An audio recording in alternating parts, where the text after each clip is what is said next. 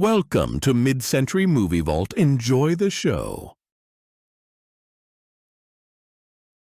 I hardly know what to tell you about the next half hour, except that it has been reported as true by those to whom it happened.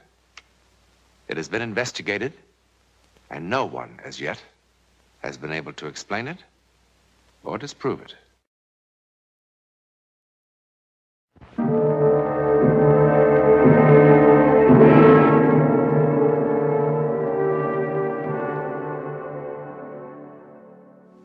Where is Sylvia Ackroyd?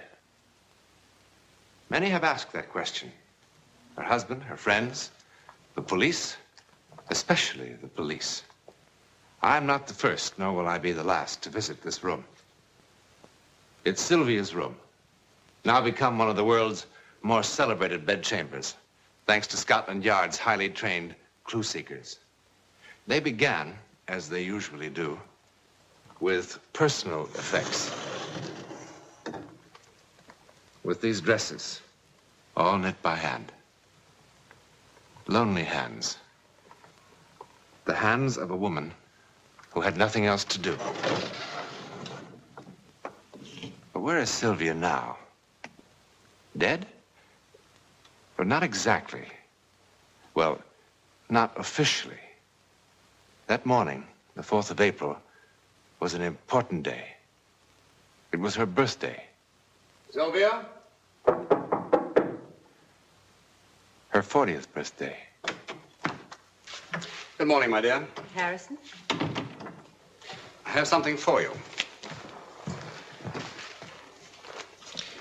You should have come down to breakfast this morning. Essie did something triumphal with kidneys and bacon. Kidneys make me nervous at the best of times, let alone breakfast. Now, would you mind signing here and here? What is it? It's a new stock I'm buying now. Now, please, dear, I'm in rather a hurry. I'm sorry, but I do like to be told about things now and again. I'll tell you later. Incidentally, I won't be home for dinner tonight. I didn't expect you. It's Friday. You're always late Fridays. Merely because Friday happens to be the most opportune evening for filling business associates with expensive champagne. Of course. As a matter of fact, I'm taking Horton Bassett out to Sunningdale. Really? You remember Horton? He was with me during the war. The three of us used to go out together in Paris. He was with us the night we won that waltz contest at Bricktops. That was such a beautiful, lovely night. You have a very good memory, my dear. I need it. Shall I give Horton your regards? Do. Well, have a good day. You too.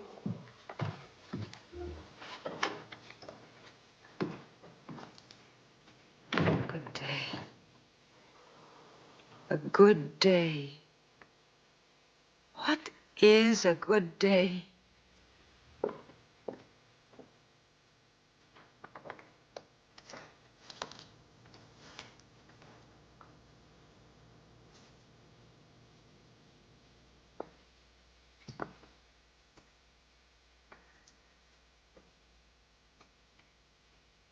Mrs. Ackroyd, where are you?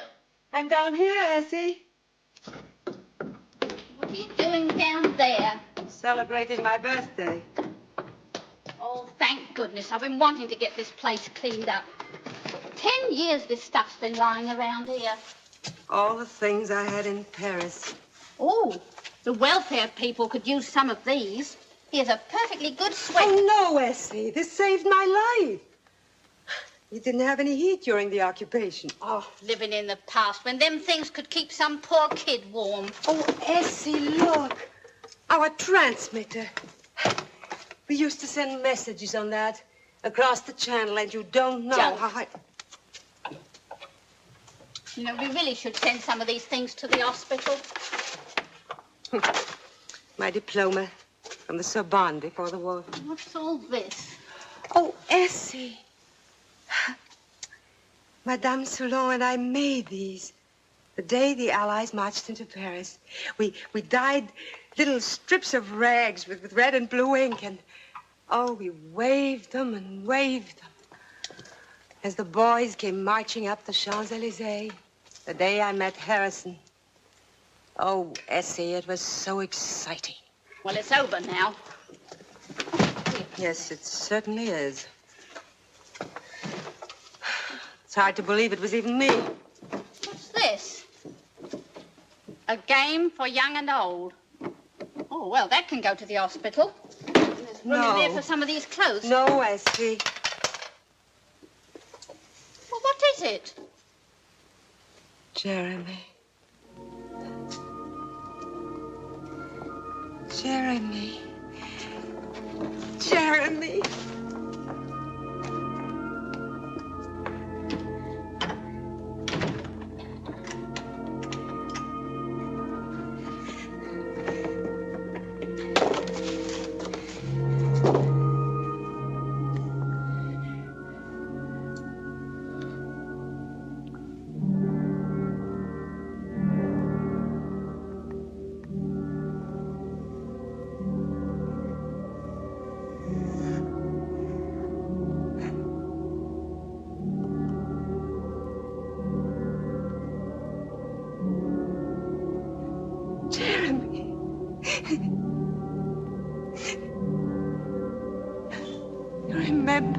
You remembered today.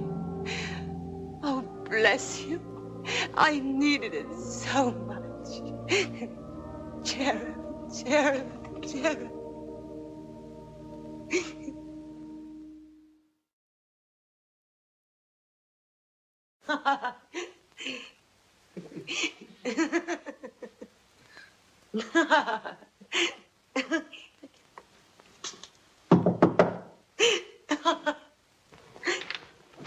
Oh, Essie, that's not very big. You're lucky to get anything, sending me down at the last moment. 3 shops I had to go to for enough candles. And I got lamb chops for your dinner. Wonderful. Wonderful. Maybe I should get some more. There's only enough for one. No, that's right, Essie. Dinner for one. I'll have it up here on a tray.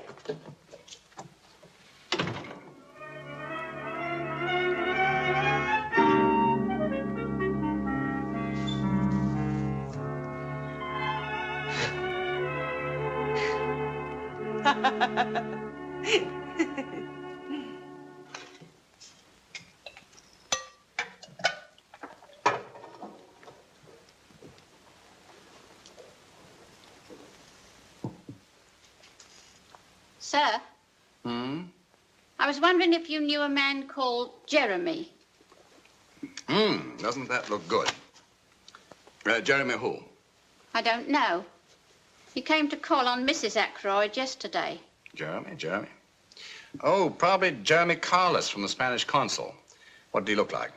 Oh, I didn't see him. He came when I was down at the shops. Mrs. Ackroyd asked me to get her a birthday cake, and it was when I got Oh, was back. it her birthday? Heavens, Essie, why didn't you remind me? Anyway, it was quite a party. Well, good. I'm always telling Mrs. Ackroyd she should have more friends. Have a few laughs. Well, there were plenty of laughs yesterday. I could hear them even when I was down here, dusting the sitting room. Good morning, darling. Good morning. It's all right, Essie. I'll help myself. Oh, I'm so hungry this morning, I could eat me kidneys. Scrambled eggs. Oh, so they are. Darling, I'm sorry about yesterday. What? Your birthday. Oh, darling, I forgot yours last year. Anyway, I thought you were just being tactful. You know how women dread birthdays. I was thinking, that's one advantage in not having any children. You never miss an opportunity, do you? I didn't mean it that way. I just meant that this way I can stay the same age forever without suddenly finding I have a daughter years older than I am. Anyway, I'm glad you had a nice day. I did. Essie tells me you had quite a party. Who was here? Oh, it wasn't really a party. I just thought a birthday cake would be fun. That man from the consul? Who? Carlos? Carlos. Oh, no, Harrison. Then who was here? There was no one here. Sylvia, what you do is your own affair. I use that word judiciously.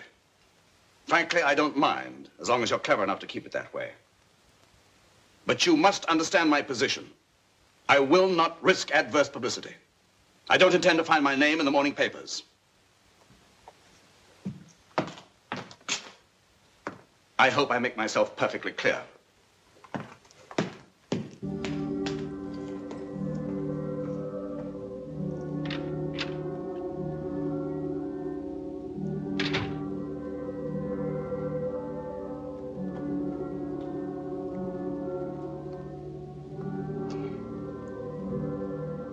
Jeremy? You know, Harrison thought I... Oh, Jeremy.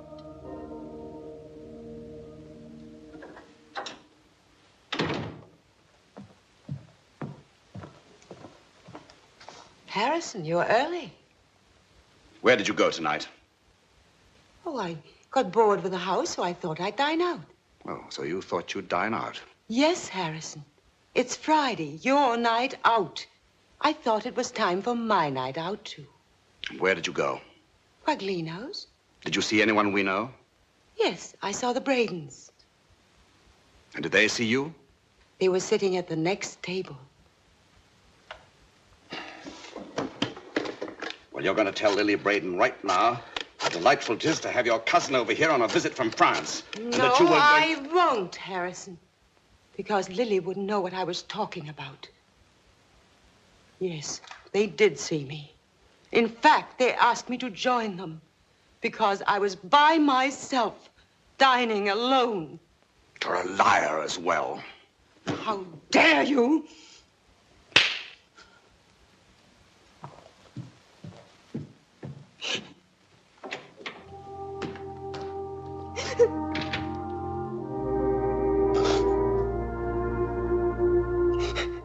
Now, what about this afternoon? Oh, I haven't had time to type it up yet, sir. Here you are. Let's see. 12:30, cold lobster and salad at the Dover Butchery. 1:15, proceeded along Dover Street to Bailey's Gallery in the Prince's Arcade. Made purchase of 4 pictures. Did you see what they were? Well, without getting too close, sir, they look like military prints. Soldiers in different kinds of old-fashioned uniforms. Yes. 1:40, took taxi along to the Leicester Square Cinema. American musical starring Sid Charisse and G. Did she meet anyone? Not today, sir. And Mrs. Ackroyd left the cinema about 4:25 and took a taxi home. No visit to the museum today? No, not today, sir. And all this time, she never talked to anyone? Well, not to anyone, sir. What do you mean? Well, when she thought no one was looking, she talked a lot, sir. In a low whisper. And laughing, sir. Your wife laughs a lot. But always to herself.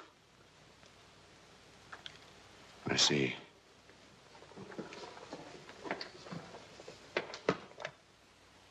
Jeremy, why can't I see you? Oh, you're always saying one day, one day. It's maddening. Jeremy, come over here to the piano. This little figurine. See if you can move it. It's not ridiculous. Well, then show me. Push it over, please, Jeremy. All right, it's silly, but I just want to see if you can do something physical. Jeremy, no.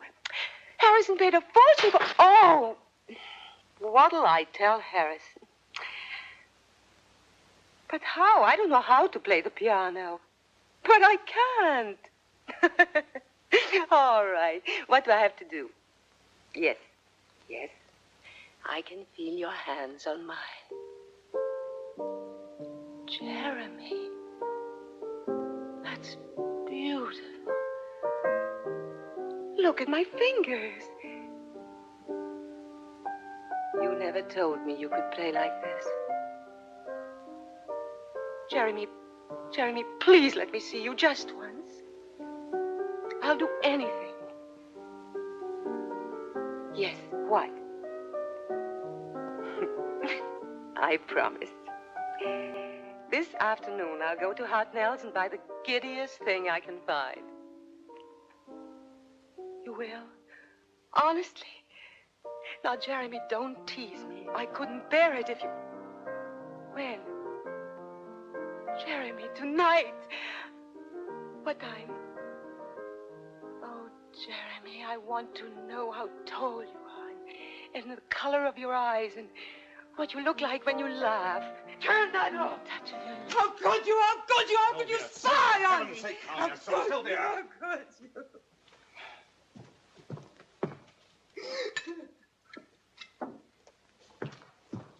Here, drink this.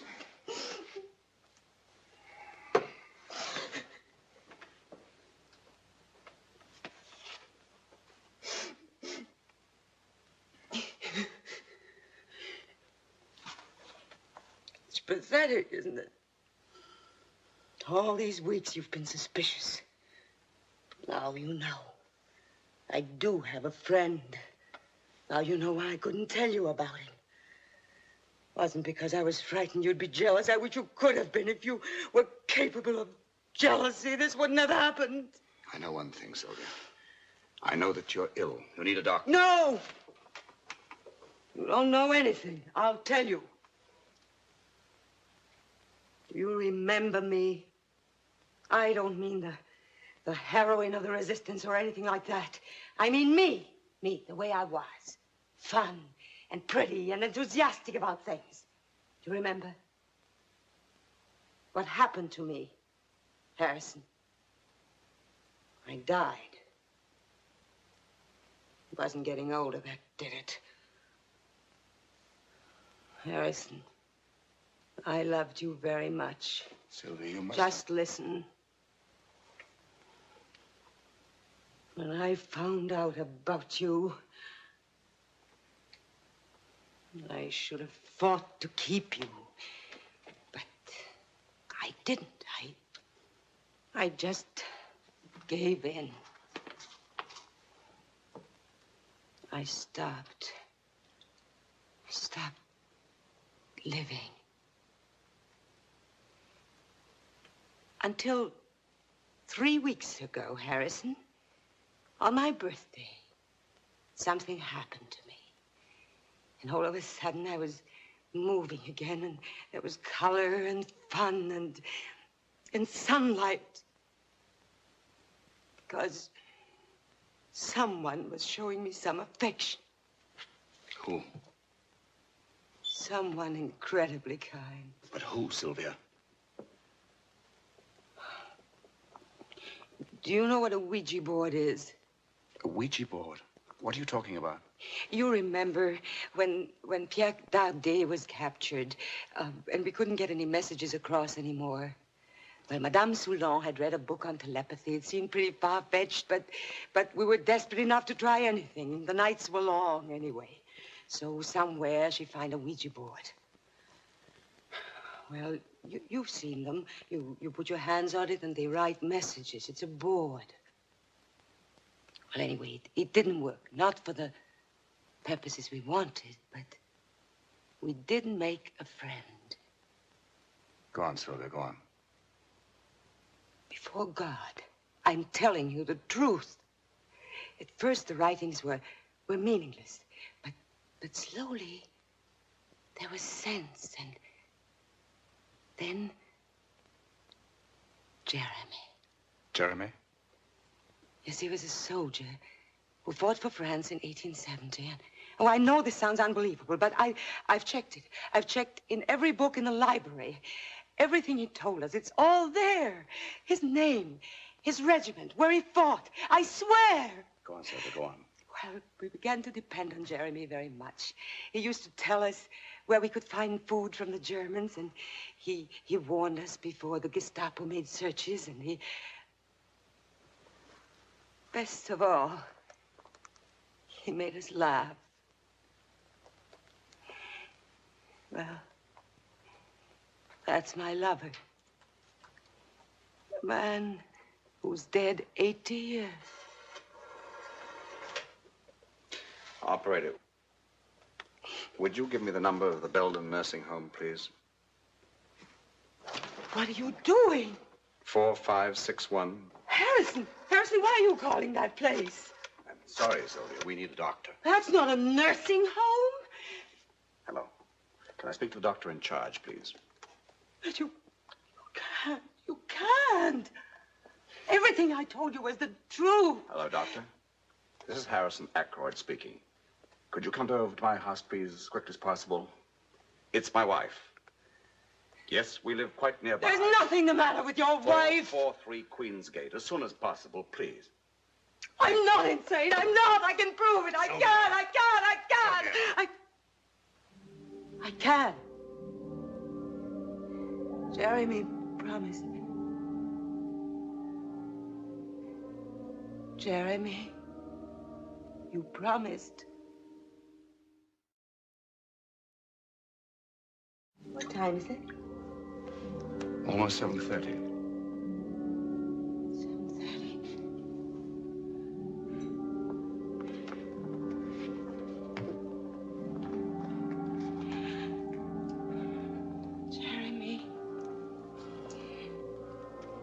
Jeremy, please. I need you.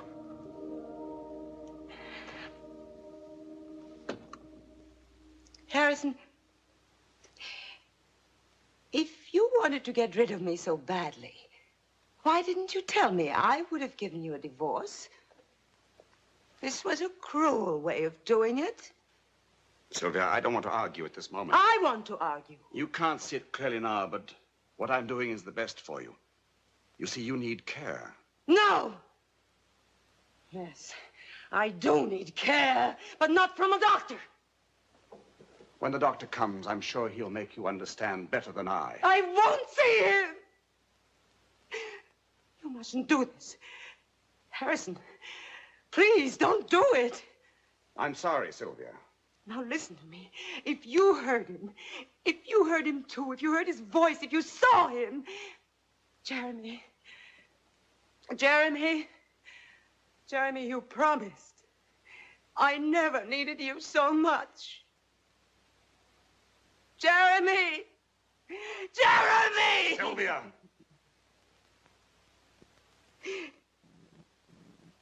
Harrison, the tape recorder.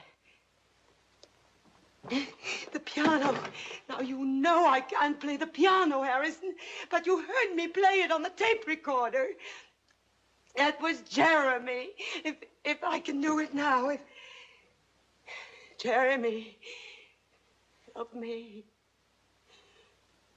Help me. Help me. Sir, the doctor's here. Doctor, I'm Harrison Ackroyd. That is my wife.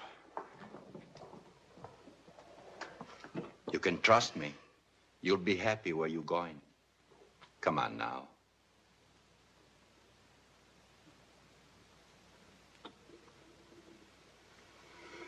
Is it necessary for me to come with you, Doctor? Not at all. I'm sorry, sir. Oh, don't bother to make up the fire, S.C. I'll be going out almost immediately. Oh, I hope the doctor's not having any trouble.